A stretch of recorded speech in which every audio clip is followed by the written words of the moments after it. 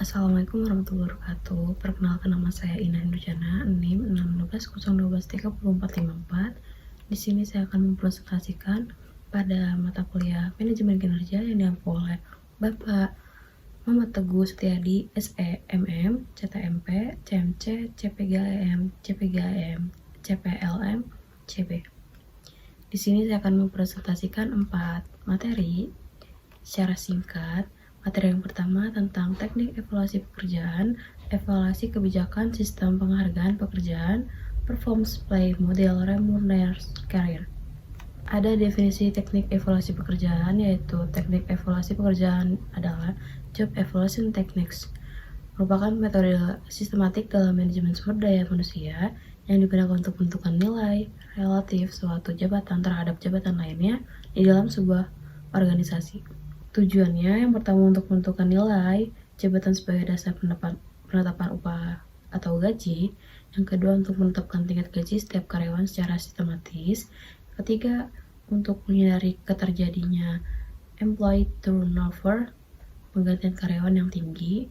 Yang keempat mendukung sistem remunerasi dan pemberian tunjangan kinerja. Yang kelima menciptakan keadilan internal atau internal equity dalam sistem kompensasi. Yang keenam memberikan landasan bagi pengembangan karir pegawai. Prinsipnya yaitu agar evaluasi pekerjaan dapat berjalan efektif dan menghasilkan output yang adil serta dapat dipertanggungjawabkan terhadap sejumlah prinsip dasar yang harus dipegang bertumbuh oleh organisasi.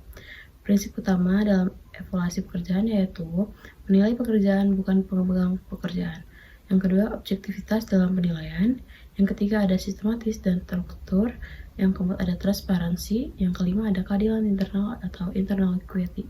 Kebijakan sistem penghargaan reward system policy merupakan serangkaian ketentuan dan prosedur yang ditetapkan oleh organisasi untuk memberikan penghargaan kepada karyawan atas kontribusi kinerja yang perilaku kerja yang ditampilkan.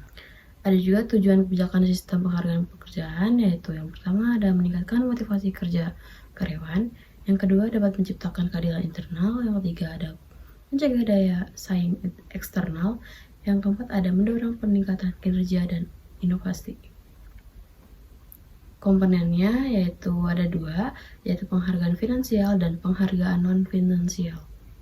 Jadi kesimpulannya, teknik evaluasi pekerjaan dan kebijakan sistem penghargaan yang efektif sangat penting dalam meningkatkan kinerja dan motivasi karyawan. Perform play model remunerasi karir adalah salah satu pendekatan yang efektif dalam meningkatkan kinerja karyawan dengan menghubungkan kompensasi langsung dengan hasil kerja. Sistem ini dapat membantu organisasi mencapai tujuan strategisnya dengan meningkatkan produktivitas dan kualitas kerja karyawan, namun implementasi sistem penghargaan yang efektif tidaklah mudah dan memerlukan pertimbangan yang matang, termasuk pertimbangan faktor-faktor internal yang eksternal, serta memastikan bahwa sistem yang digunakan sudah efektif dan sesuai dengan tujuan organisasi. Materi yang kedua, kita akan menjelaskan tentang review dan umpan balik dalam manajemen kinerja. Sumber daya manusia adalah pergerakan utama organisasi. Kualitas SDM menentukan kemajuan atau kemunduran perusahaan. Pengalaman kerja, pengetahuan, dan keterampilan mempengaruhi hasil kerja, namun pengalaman saja tidak cukup.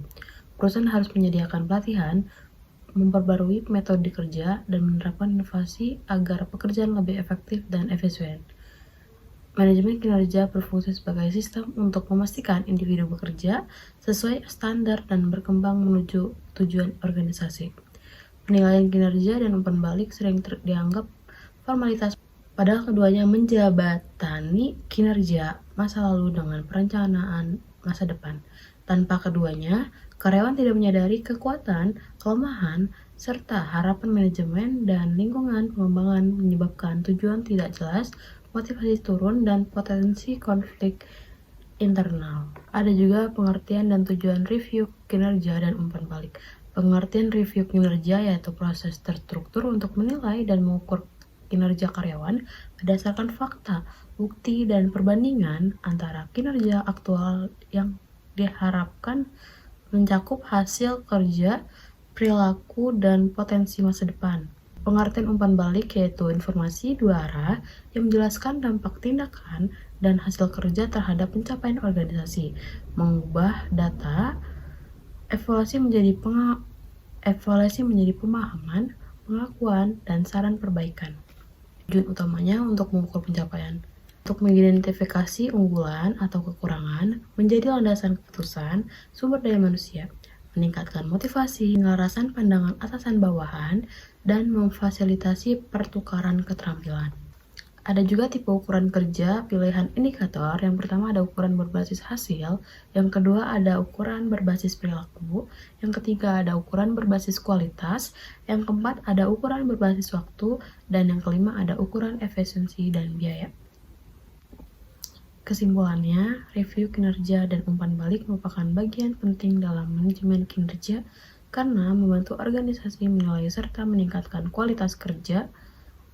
Melalui proses ini, perusahaan dapat mengetahui kelebihan, kekurangan, dan potensi yang dimiliki oleh setiap karyawan sehingga pengembangan dapat dilakukan dan potensi yang dimiliki setiap karyawan sehingga mengembangkan dapat dilakukan dengan lebih tepat. Selain itu, umpan balik yang diberikan secara jelas dan terkonstruktif juga dapat meningkatkan motivasi, komunikasi, dan produktivitas kerja.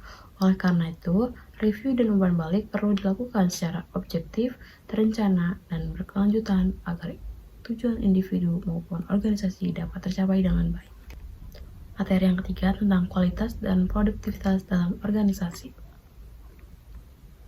Pengertian kualitas dan produktivitas yaitu tingkat keberhasilan seorang dalam melaksanakan pekerjaannya sesuai dengan standar yang telah ditetapkan oleh organisasi.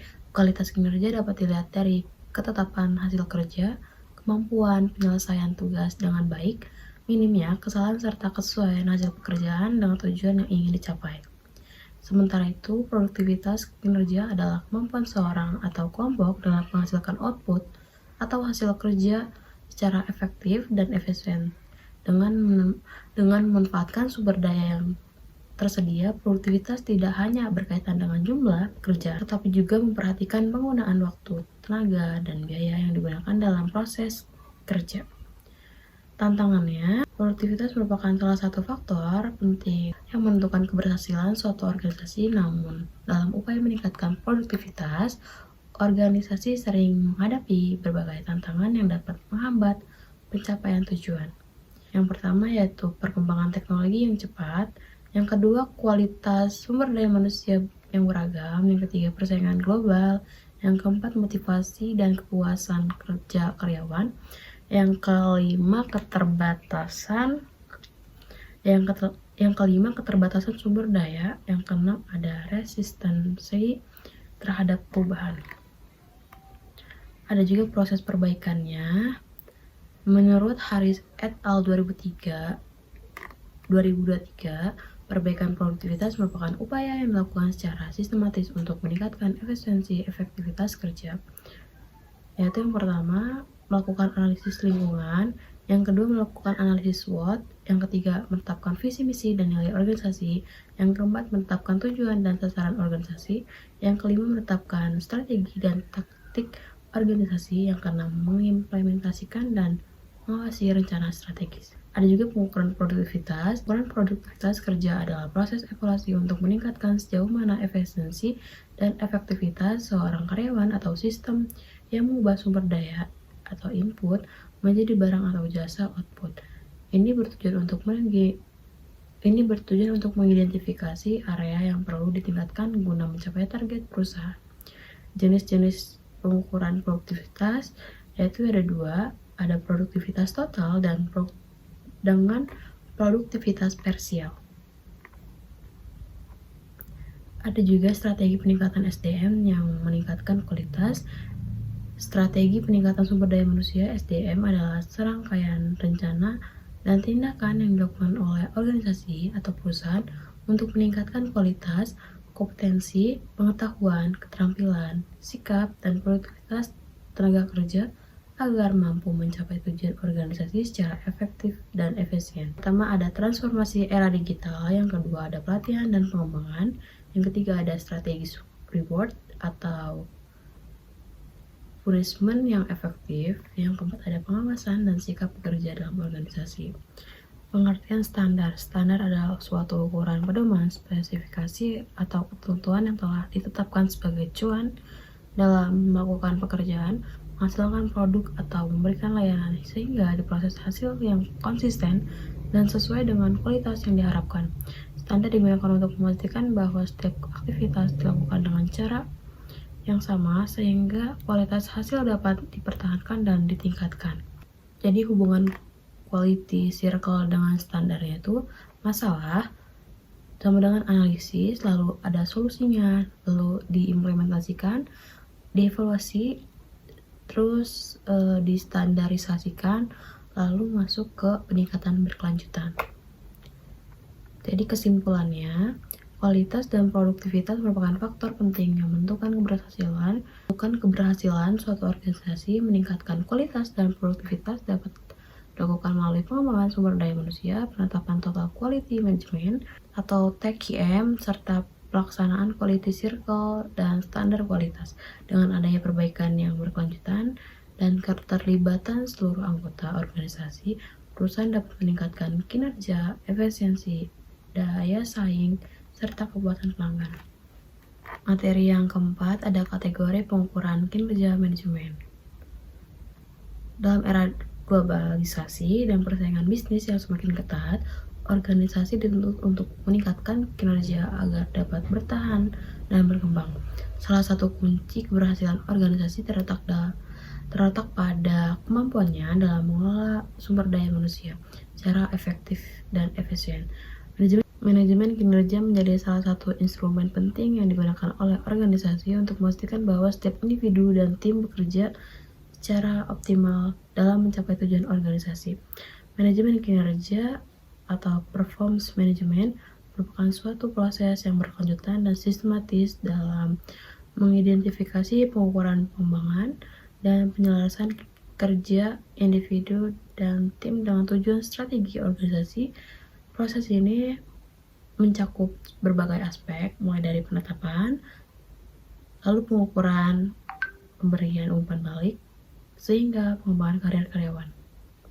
Sekian presentasi dan penjelasan materi dari saya, kurang lebihnya mohon maaf. Wassalamualaikum warahmatullahi wabarakatuh.